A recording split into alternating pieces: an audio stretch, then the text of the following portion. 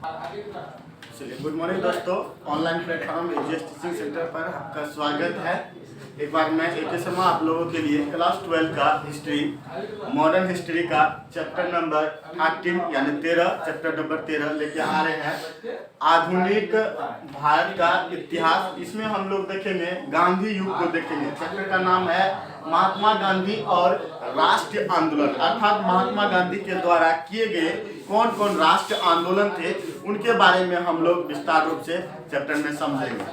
चलिए आइए हम लोग देखते हैं। सबसे पहले तो इसमें हम लोग समझना चाहते हैं कि महात्मा गांधी का थोड़ा सा पहले जीवनी देख लेते हैं। महात्मा गांधी का मरण जीवन क्या था, क्या नाम था, उन सब चीजों पर हम लोग बात कर लेते हैं। तो राष्ट्रपिता महात्मा गांधी, राष्ट्रपिता इसको कहा जाता है, महात्मा गांधी को राष्ट्रपिता भी कहा जाता है। अब देखिए महात्मा गांधी का बचपन का नाम क्या था? मोहनदास करमचंद गांधी। मोहनदास करमचंद गांधी, जिनका जन्म हुआ था 2 अक्टूबर 1869 ईस्वी में पोरबंदर के गुजरात नामक जगह में इनका जन्म हुआ था। और इनके जन्म के अवसर पर अहिंसा दिवस मनाया जाता है। विश्व अहिंसा दिवस भी 2 अक्टूबर को मनाया जाता है, विश्व अहिंसा दिवस। इनका पिता का नाम थे करमचंद गांधी।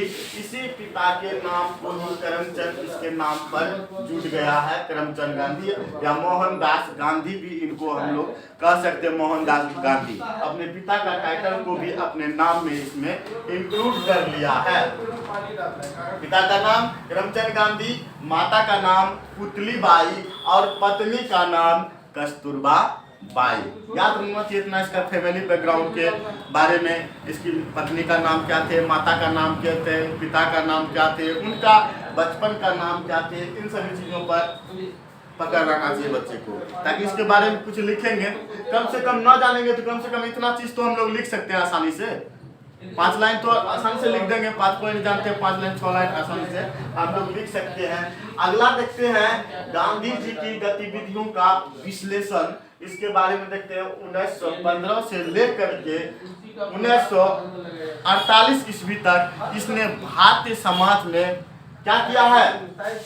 गांधी आंदोलन किया है। इसने क्या किया है? गांधी आंदोलन किया है। 1915 से ही इसका जो भारतीय समाज पर इनका जो ना प्रभाव, इसका आंदोलन देखने को मिल रहा है। इससे पहले 1915 से पहले इसने कहाँ था आंदोलन स्टार्ट किया था?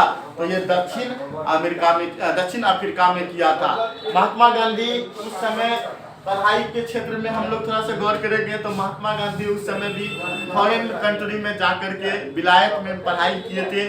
और विलायत में कौन सी का पढ़ाई किए थे? तो वकालत का पढ़ाई किए थे, बैरिस्ट्री का पढ़ाई किए थे। वकालत मतलब समझते हैं, कोर्ट में जो वकील करते हैं काला कपड़ा पहन करके, वकालत, उन्हीं का पढ़ाई जो है ये ब्रिटेन से कैरेबियन यूनिवर्सिटी से उसने क्या किया था? वकालत की पढ़ाई किया था। वकालत की पढ़ाई करके जब इसने भारत लौटा था, कहते हैं 1893 के समय में, उस समय इनको पहली बार जो है ना मुंबई कोर्ट में इसने अपना रजिस्टर कराया था कि अब हम वकालत पढ़ के आ गए हैं, मुंबई कोर्ट में हम वकालत करेंगे। जिस कोर्ट में वकालत करना होता है उस कोर्ट में आपको रजिस्टर कराना पड़ेगा। रजिस्टर करा करके उसी कोर्ट में अपना ऑफिस डाल करके, चैम्बर पर डाल करके वकालत करने के लिए तत्पर हो जाते हैं, वकालत करते हैं। पहली बार उनको आप एक भेंट हो रही थी आपका दक्षिण अफ्रीका में, गोरे और काले की भेंट, रंग भेद नीति जिसको हम लोग कहते हैं। तो दक्षिण अफ्रीका में कालिया सब आदमी था, काला कठोला सब ज्यादा आदमी था। और दक्षिण अफ्रीका को भी उपनिवेशक बना के रखा था अंग्रेज ने। जैसे भारत को उपनिवेशक बना रखा था, उसी प्रकार दक्षिण अमेरिका में भी दक्षिण अमेरिका के लोगों को भी जो ना वहाँ पे अंग्रेज का शासन चलता था, गुलाम बना करके रखा था। और गोरे काले नीति का जो वहाँ पे भी भेद हुआ करता था। उनके प्रॉपर वहाँ के लोगों के हिंद दृष्टि से देखा जाता था। उनके जीवन में स्वतंत्रता में भी उनकी पूरा आज़ादी नहीं था, भेदभाव किया जाता था। ट्रेन में भेदभाव किया जाता था, रहन सहन में, नौकरी में, आने जाने, बैठने, रहने, खाने पीने, रेस्टोरेंट, सब चीज में काले को हीन दृष्टि से देखा जाता था, गोरे अपने आसपास काले को रहने नहीं देता था, बड़ी दुर्व्यवहार किया जाता था। इस बात को लेकर के महात्मा गांधी को भारत से बुलाया गया था दक्षिण अफ्रीका में, ताकि वहां के जनताओं के लिए महात्मा गांधी केस लड़े, वकालत करे, बैरिस्ट्री करे, वकालत करके वहां की जनता को मुक्ति दिलाए अंग्रेजों से। और कहा जाता है कि वहां पे सिर्फ दक्षिण अफ्रीकाई लोग नहीं थे, वहां पे भारतीय लोग भी थे। तो भारत के लोग के साथ भी वैसा ही व्यवहार हुआ करता था, क्योंकि भारत भी काले की गिनती में आते हैं। भारत के साथ भी दुर्व्यवहार हुआ करता था, जिसके कारण से महात्मा गांधी को वहां भेजा भी गया था कि दक्षिण अफ्रीका में जाइए और जो गोरे काले नीति के खिलाफ जो है आप लड़ करके उन लोग को मुक्ति दिलाइए। और जाने के बाद देखिए दक्षिण अफ्रीका में महात्मा गांधी के साथ भी भेदभाव हो गया। एक दिन दक्षिण अफ्रीका में ही रह करके कहीं ट्रेन से महात्मा गांधी एक स्थान से दूसरे स्थान जा रहे थे, तो वहां पे उसने, महात्मा गांधी वकील है भाई, तो बनाया था टिकट, बनाया था मतलब एसी का टिकट बनाया था, एकदम पूरा एसी में जाएंगे, वकील है, एसी का टिकट बना के चढ़ गया। जिस बर्थ में चढ़ा उसी के बगल में एगो अंग्रेजवा मिल गया उनको, गोरे। अब गोरा देख लिया करिया कहाँ से आ गया, महात्मा गांधी यहाँ कहाँ से आ गया करिया। पूरा टीटी को बुलाया, अब बोला इसको दूर करो मेरे नजरों से, इसको हटाओ। तो गोरे का बात जो है टीटी सुना और महात्मा गांधी को वहीं से उनका सामान तमान छीन करके स्टेशन में झीक दिया और महात्मा गांधी को वहाँ पे धक्का मार करके टिकट रहते हुए भी वहां से गाड़ी से उतार के बोले जाओ जनरल डिब्बा में जाओ, धक्का मुक्की खाते हुए निकलो, टिकट रहते हुए।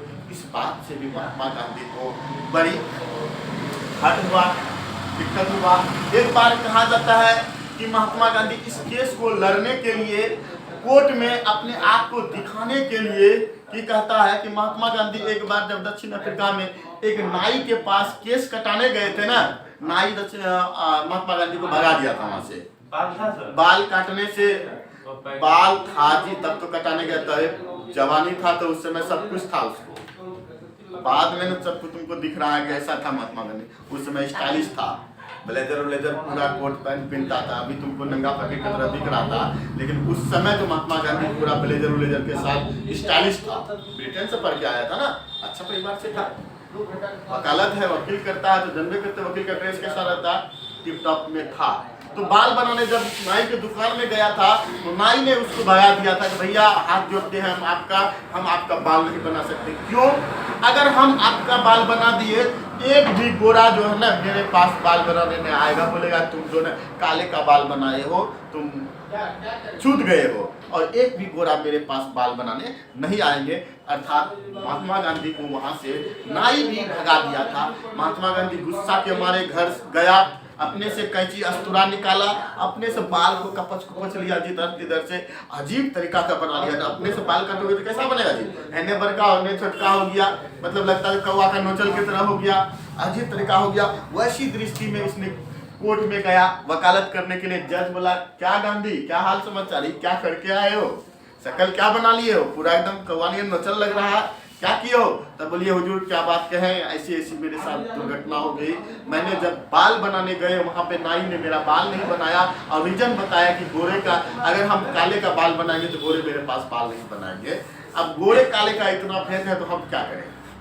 इस बात को महात्मा गांधी को दर्शाना था, कोर्ट में दिखाना था कि गोरे और काले के बीच कितना भेद हो रहा था। इस मैटर को दिखाना था और महात्मा गांधी ने अपने बाल को कपच करके और गंदा करके गया था, कहा जाता है दक्षिण अफ्रीका में ऐसे बात। और तो इसने अपना मूवमेंट चला करके दक्षिण अफ्रीका में अपना मूवमेंट चला करके महात्मा गांधी ने सभी जनताओं को अपनी ओर आकर्षित कर लिया था। और कहते 1915 तक आते आते वहाँ पे पूरा एकत्रित हो गया था, ऐसा जन आंदोलन खड़ा कर दिया था, अंग्रेज का हक्का बक्का बंद कर दिया था, छक्का छुड़ा दिया अंग्रेजों का। महात्मा गांधी ने इसे शांति में आंदोलन करके सत्याग्रह, इसका मूल उद्देश्य था सत्याग्रह। और कहा जाता है कि महात्मा गांधी सर्वप्रथम सत्याग्रह का प्रयोग कहाँ किया गया था? क्वेश्चन दक्षिण अफ्रीका, न मारना कि भारत, इससे पहले सर्वप्रथम दक्षिण अफ्रीका में किया था। अगर भारत में पूछेगा तब फिर 1917 के बाद जो बोलेंगे चंपारण सत्याग्रह, तब चंपारण लगा देगा, तब भारत मारना नहीं। तो सिर्फ अगर क्वेश्चन पूछे कि महात्मा गांधी ने सर्वप्रथम सत्याग्रह कहाँ आरंभ किया था, तो दक्षिण अफ्रीका बोलेगा। वहीं में हथियार था महात्मा गांधी का सत्याग्रह, शांतिपूर्वक धरना पर बैठना, प्रदर्शन करना और अंग्रेजों को हिला दिया था। इस बात को सुन करके अंग्रेज जो है भारतीयों को जो यहाँ उपनिवेश बना करके रखा था, तो यहाँ के जनताओं को भी लगा अरे एक भारतीय व्यक्ति वहाँ जाकर के दक्षिण अफ्रीका में इतना बड़ा मूवमेंट कर दिया, इतनी बड़ी जोड़े काले नीति के प्रति इसने अलग करवा दिया, अंग्रेजों से मुक्ति दिला दिया, क्यों नहीं उस व्यक्ति को अब जो है भारत में बुलाया जाए। हम लोग तो अंग्रेजों का उपनिवेश है, क्यों नहीं यहाँ पे आएगा, तो हमारे भारत का है तो और यहाँ पे वो एफर्ट के साथ लड़ेगा और सारा मूवमेंट में इनका सब साथ देगा, तो हम लोग को भी अंग्रेजों से क्या होगा, आज़ादी होगा। अंततः जो है ना भारत में उनको बुला लिया गया महात्मा गांधी को। 1915 ईस्वी में दक्षिण अफ्रीका से महात्मा गांधी भारत लौटे थे। ठीक है, जब भारत लौटे थे, आप बताइए हम लोग आप यहाँ आ जाते हैं, ये था रहा आपका 1893 से लेकर के 1915 के बीच की कहानी। जितना मैंने आपको बताया उतना यहाँ पे है नहीं, फिर भी मैंने आपको बताया। देखते पॉइंट क्या है, एम.के. गांधी ने अफ्रीका में प्रथम सत्याग्रह चलाया। दूसरी देखते हैं 1893 से 15 तक रंगभेद नीति के बीच में भेदभाव जितना था सबको तोड़ ताड़ करने में इसने सफल हुआ। 1915 तक इसमें भारत लौट गया और भारत का राजनीतिक स्थिति और पहले की अपेक्षा से मजबूत हो चुकी थी। आते हैं देखते हैं 1905 के से लेकर के 1960 ईस्वी में स्वदेशी आंदोलन भारत में चल रहा था। इस स्वदेशी आंदोलन को चलाने वाला व्यक्ति था लाल बाल पाल, याद रहेगा, लाल बाल पाल। लाल से लाला लाजपत राय, लाला लाजपत राय, बाल से बाल गंगाधर तिलक, पाल से बिपिन चंद्र पाल। देखिए लाला लाजपत राय पंजाब से थे, बाल गंगाधर तिलक महाराष्ट्र से थे और बिपिन चंद्र पाल पश्चिम बंगाल से थे। ये तीन जगह से, तीन राज्यों से स्वदेशी आंदोलन का मूवमेंट यही तीनों व्यक्ति मुख्य रूप से चला रहे थे। और ये तीनों व्यक्ति गरम दल का नेता था। किसका था? गरम दल का नेता था कि तुम मारोगे तो हम भी मारेंगे, तुम फेंकेगा गोली तो हम मारेंगे बम, तुम मारेगा एक तो हम मारेंगे दो। ऐसा किस्म का ये नेता था, गरम दल का नेता था। ये मुख्य नेता गरम दल का हुए कौन कर? लाल बाल पाल, याद रहेगा, लाल से लाला लाजपत राय, बाल से बाल गंगाधर तिलक, पाल से बिपिन चंद्र पाल। उसका क्वेश्चन, लाला लाजपत राय कहाँ से आंदोलन कर रहे थे? स्वदेशी आंदोलन पंजाब से। और पूछेगा बाल गंगाधर तिलक कहाँ से मूवमेंट चला रहा था स्वदेशी आंदोलन का? महाराष्ट्र से। अब बिपिन चंद्र पाल कहाँ से चला रहे थे? तो पश्चिम बंगाल से स्वदेशी आंदोलन चला रहे थे। अब आ जाते हैं हम लोग, ये तो हो गया गरम दल का नेता। अब यहाँ थोड़ा मिस हो गया, यहाँ नरम दल का नेता होगा। क्या होगा जी? नरम दल का नेता होगा, नरम। यहाँ होगा आपका नरम दल का नेता। नरम दल का नेता में कौन आ जाता है? जी.के. गोखले, गोपाल कृष्ण गोखले, जी.के. गोखले। और एक आ जाता है मोहम्मद अली जिन्ना, ये नरम दल का नेता था। और उसके साथ आ जाते हैं आपका एम.के. गांधी, जो क्या कहते हैं? नरम दल का नेता था। अगर एक थप्पड़ मारो, दूसरा थप्पड़ भी कतल मार लो, इसमें भी मारना चाहते हो तो मार लो एक थप्पड़ हमको भी। ये नरम दल का था। इसने मारपीट खून खराबा नहीं करना चाहता, इसने समझौते से बात करना चाहता था। ये शांतिपूर्वक धरना पर बैठ करके प्रदर्शन करना चाहता था। लेटर के माध्यम से अंग्रेजों से आज़ादी लेना चाहता था, अंग्रेजों को समझाना चाहता था। ऐसा मूवमेंट ये तीनों हुए, जी.के. गोखले, मोहम्मद अली जिन्ना और क्या कहते हैं? एम.के. गांधी। कहा जाता है जी.के. गोखले ही कहते हैं इसका एम.के. गांधी का राजनीतिक गुरु थे। याद रखिएगा कि महात्मा गांधी का राजनीतिक गुरु कौन हुए? जी.के. गोखले, गोपाल कृष्ण गोखले। क्या बोलेंगे? गोपाल कृष्ण गोखले इसका राजनीतिक गुरु हुआ। क्योंकि जब 1915 में महात्मा गांधी दक्षिण अफ्रीका से भारत लौटे थे, इस आंदोलन के मूवमेंट में जो शामिल हुए थे, तो सर्वप्रथम जी.के. गोखले से मिले थे। और जी.के. गोखले ने इसको बोला था कि बेटा तुम आकर के तुरंत मूवमेंट नहीं कर सकता है, क्योंकि तुम दक्षिण अफ्रीका में रहे हो, तुम भारतीय परिवेश को नहीं जान रहे हो, भारतीय जनता को नहीं जान रहे हो, इसके लिए तुमको सर्वप्रथम 1 साल तक भारत में आपको भ्रमण करना होगा, भारत घूमना होगा, भारत की जनता को समझना होगा और भारत के परिवेशों को समझना होगा, इनके अंग्रेजों को नीति को समझना होगा। उसके बाद 1 साल भ्रमण करने के बाद तुम बेटा आंदोलन के बारे में सोचना। 1 साल तुमको भ्रमण करना। और ये बात किसने कहा था? तो गोपाल कृष्ण गोखले कहा था महात्मा गांधी को। इसीलिए महात्मा गांधी का राजनीतिक गुरु कौन हो गया? गोपाल कृष्ण गोखले हो गया। देखते हैं कि 1916 में साबरमती, अब इसने घूमने के दरमियान में जो घूम रहे थे, इसी दरमियान में 1916 में जो है साबरमती आश्रम की स्थापना गुजरात में महात्मा गांधी कर दिए थे। वही आश्रम में बैठ करके और सभी व्यक्तियों को रखा जाता था, वहीं से वो भ्रमण करते थे और मूवमेंट को समझने की कोशिश करते थे, मूवमेंट को चलाते थे वहीं आश्रम में बैठ करके। क्वेश्चन पूछता है साबरमती आश्रम की स्थापना कब हुआ था? 1916 में। और 1916 में ही जो है ना बनारस हिंदू विश्वविद्यालय में एक समारोह था। उस समारोह में बहुत सारे अमीर लोग आए थे, बहुत सारे डॉक्टर लोग आए थे, अमीर वर्ग लोग आए थे। उन अमीर वर्गों में से एक महात्मा गांधी को भी उस समारोह में आमंत्रित किया गया था और महात्मा गांधी भी जाकर के उस समारोह में भाषण दिया था। 1916 के समारोह में हिंदू विश्वविद्यालय, बनारस हिंदू विश्वविद्यालय में महात्मा गांधी के अलावा और सब जितने अमीर डॉक्टर लोग सब थे, वो लोग जमींदार लोग थे, वो लोग भी भाषण दिए थे। लेकिन कोई जो है ना गरीब जनताओं के बारे में नहीं सोचा था। सब जो ना अमीर को लेके चल रहा था। आंदोलन में सब अमीर था, अमीर का बोलबाला, अमीर का चलती चलता था, गरीबों को नहीं लिया गया था। क्या बिना गरीब के, बिना सभी जनताओं के बिना आंदोलन संभव है? तो वो लोग यही गलती किया था कि अमीर वर्गों को ही रखा था, अमीर वर्ग ही मिल करके सारा डिसाइड करते थे, आंदोलन को चलाता था। लेकिन महात्मा गांधी इस हिंदू विश्वविद्यालय में, बनारस हिंदू विश्वविद्यालय में आकर के भाषण के दरमियान में इसने कहा कि इसमें आंदोलन में क्या सिर्फ अमीर ही है, क्या गरीब नहीं है? गरीब क्या शामिल नहीं हो सकता? जब तक इस आंदोलन में गरीब शामिल नहीं होगा ये आंदोलन सफल हो नहीं सकता है। जब तक पूरे जनता, भारत की पूरी जनता नहीं शामिल होगा तब तक ये आंदोलन आपका संभव नहीं हो सकता है। और महात्मा गांधी ने यही काम किया था। बनारस हिंदू विश्वविद्यालय 1916 में सभी जनताओं को एक साथ एकत्रित कर लिया था। पूरे अमीर गरीब लोग जो पूरा महात्मा गांधी के फेवर में आ गया, पूरे गरीब लोग महात्मा गांधी के फेवर में।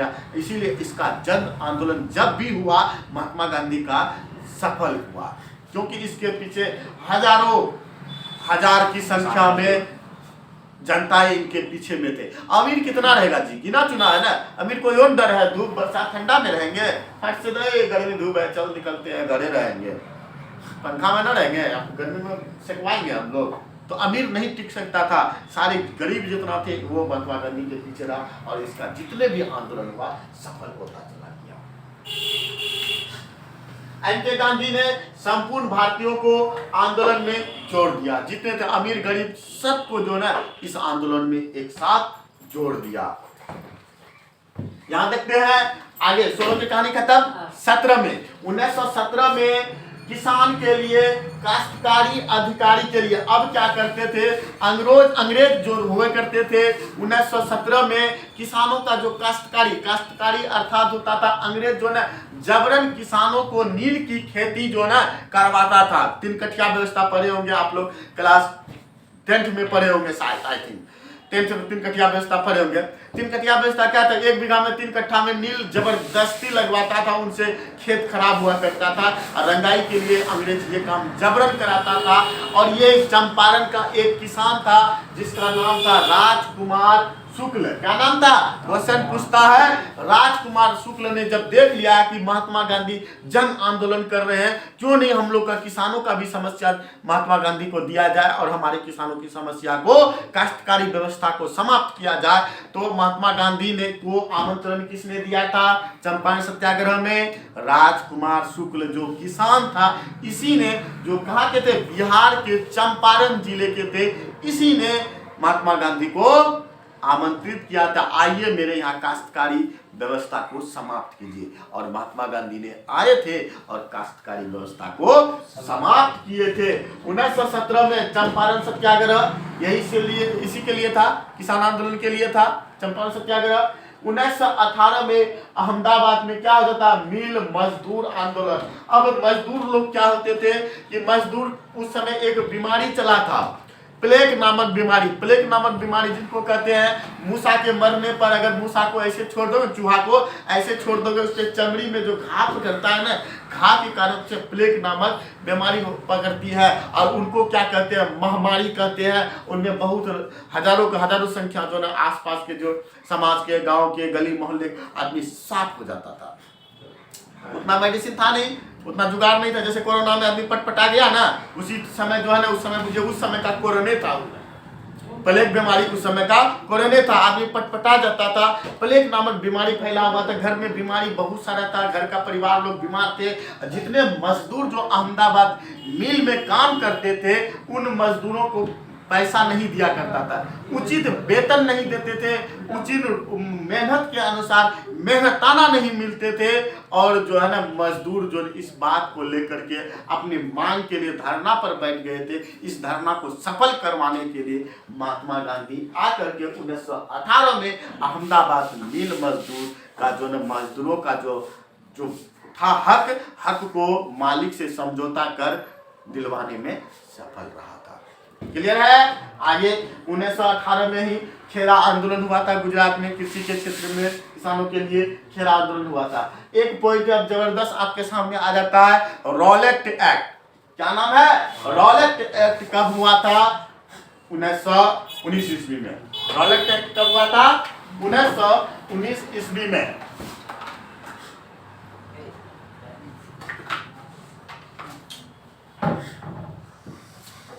देखिए, रॉलेट एक्ट से पहले 1914 से लेकर के 1918 के बीच में प्रथम विश्व युद्ध चला था, जो कि हम सब पढ़ चुके हैं।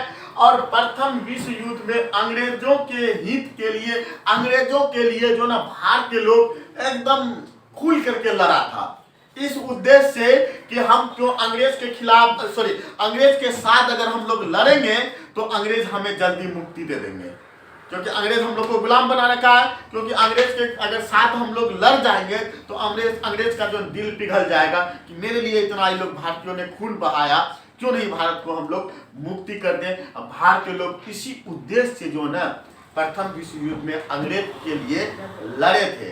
और लेकिन हुआ इसका विपरीत, अंग्रेज इसका विपरीत हुआ। उसके विपरीत क्या हुआ, 1919 में क्या ला दिया, रॉलेट एक्ट ला दिया। क्या ला दिया, रॉलेट एक्ट ला दिया।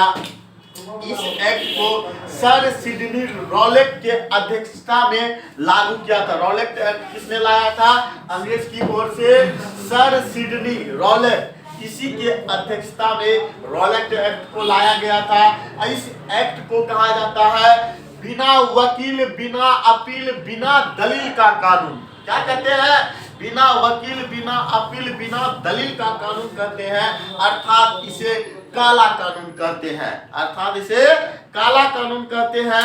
बिना वकील, बिना दलील का कानून का अर्थ हो गया कि भारतीय जनता जो अंग्रेजों के खिलाफ जहां जहां जो आंदोलन प्रदर्शन कर रहे थे, इस प्रदर्शन को दबाने के लिए सर सिडनी रॉलेट ने अध्यक्षता में एक नियम को लाया था, जिस नियम का नाम था बिना वकील, बिना दलील, बिना अपील का कानून। बिना कहे सुने जो आंदोलन कर रहा है, जो भारतीय कर रहा है, उसको पकड़ो, ले जाके जेल में भर दो, और उनके पीछे कोई वकील नहीं रहेगा, कोई वकील उनके जजमेंट के लिए नहीं रहेंगे, उसके खिलाफ लड़ेंगे नहीं, जो चाहेगा वो करेगा। कौन, अंग्रेज। इसी को कहते हैं बिना वकील, बिना अपील, बिना दलील का कानून। अर्थात भारतीयों के लिए कैसा कानून साबित हुआ, काला कानून साबित हुआ। इसीलिए इसको हम लोग काला कानून भी कहते हैं, रॉलेट एक्ट भी कहते हैं। बिना अपील, बिना वकील, बिना दलील का भी कानून कहते हैं। इसमें आपका सफाई देने का कोई गुंजाइश नहीं छोड़ा आपको।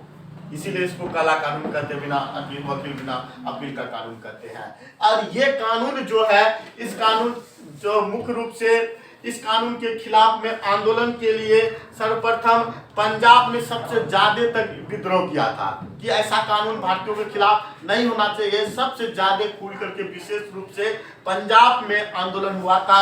और पंजाब जाते समय, क्योंकि इस आंदोलन में शामिल होना किसको था, महात्मा गांधी को, तो जो मूवमेंट जो खड़ा हुआ था, अगर महात्मा गांधी अगर शामिल हो जाता, आंदोलन को दबा दिया जाता, बिना अपील बिना वकील कानून को खत्म कर देता। महात्मा गांधी को जाने ही नहीं दिया अंग्रेज। जैसे पंजाब जा रहे थे, उसी दरमियान में महात्मा गांधी को गिरफ्तार कर जेल में डाल दिया गया था। स्थानीय कांग्रेस जो इस आंदोलन को खड़ा किया था पंजाब में, स्थानीय लोग कांग्रेस के जो थे नेता, उनको भी पकड़ करके जेल में गिरफ्तार करके जेल में डाल दिया गया था। और इसमें मुख्य रूप से पंजाब की ओर से डॉक्टर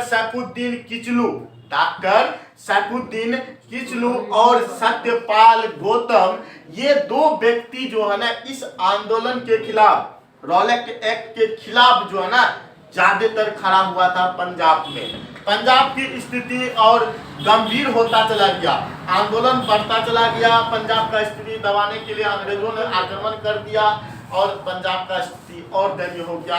इधर हड़कंप मच गया, महात्मा गांधी को गिरफ्तार कर लिया। जो मेन जो इस आंदोलन का नेता था सैफुद्दीन किचलू, सत्यपाल गौतम, उन सभी को क्या कर लिया, गिरफ्तार कर लिया और हड़कंप मच गया और पंजाब में जो है तबाही मचने लगा और रेस पर पकड़ लिया। जनता और बिगड़ गया था कि मेरा लीडर को पकड़ लिया। जलियांवाला बाग हत्याकांड कब हुआ था? 13 अप्रैल 1919 ईस्वी में हुआ था। कहाँ हुआ था? तो अमृतसर, पंजाब के अमृतसर नामक जगह था, जहाँ जगह का नाम क्या था? जलियांवाला बाग। एक बोला जाए कि बगीचे टाइप का बाग बोलिए, और उस बाग में जाने के लिए छोटा सा संकीर्ण रास्ता था, गली कितना चौड़ा रास्ता था, चौड़ा दूर रास्ता तब जाता था, उसके बाद तब वो बड़ा सा फील्ड था, बागवानी फील्ड था। वहीं बैठ करके सलाह मशवरा करने के लिए कि इस आंदोलन में सत्यपाल को पकड़ लिया, सैफुद्दीन किचलू को पकड़ लिया, अपने महात्मा गांधी को पकड़ लिया, सब भारतीय लोग जितना थे इस आंदोलन का प्रदर्शन करने के लिए, एकजुट होने के लिए जो ना, यही जलियांवाला बाग के जगह क्षेत्र पर आके बैठक किए थे, मीटिंग किए थे। और इस मीटिंग का जानकारी जो है ना, कि आगे क्या डिसीजन लेना होगा, अंग्रेजों के खिलाफ हमें क्या करना चाहिए, अपने नेता को छुड़ाने के लिए हम लोग को कौन सा प्रदर्शन करना चाहिए, इनके लिए जो बैठक किए थे, इस बैठक का जो ना आवाज जो है ना, अंग्रेजों के जनरल का नाम था जनरल ओ डायर को इस बात का पता चल गया। और इस बात का पता देने वाला कोई और नहीं था, भारतीय लोग ही था, जो अमीर लोग, भारतीय जमींदार थे, जो अंग्रेजों का चमचागिरी करते थे, वही लोग चुपके से जाकर के जनरल ओ डायर को बता दिया गया था। और जनरल ओ डायर ने आदेश दे दिया कि जाओ वहां पे अपने सेनाओं को अंधाधुंध गोली बरसाओ वहां जाकर के, और वहां जाके हड़कंप मच गया। और अंग्रेजों जनरल ओ डायर के आदेश पर जो है वहां गोलीबारी स्टार्ट कर दिया। उस जलियांवाला बाग में हत्या गोली जब चलना स्टार्ट हुआ, आदमी भड़कम मच गया। और उस गली वाले रास्ता से जो निकल रहे थे, जैसे तुम लोग का ये गली है, उसी रास्ता में बहुत सारे आदमी निकल रहा था, उसी प्रकार से धाए गोली चल रहा था। एक को गोली मारता है, 2-3 को छेड़ के निकल जाता था, क्योंकि भीड़ में क्राउड में मार रहा था ना, तो बहुत सारे तो कम गोली में ज्यादा मारा चला गया। यहाँ रिकॉर्ड NCERT के अनुसार बताया जा रहा है कि मात्र 400 आदमी मरे थे, लेकिन बहुत ज्यादा मात्रा में 2003 तक आदमी मरा था, लेकिन रिकॉर्ड दिया गया है मात्र कि 400 आदमी ही मरे। जो NCERT में दिया हुआ वही चीज पर हम लोग बात करते हैं। तो इस प्रकार से ये पहला पार्ट आपका खत्म होता है। अगला सीजन आपके लिए अगला पार्ट नेक्स्ट टाइम में लेके आएंगे। और लाइक, सब्सक्राइब और शेयर करना तो छोड़िएगा।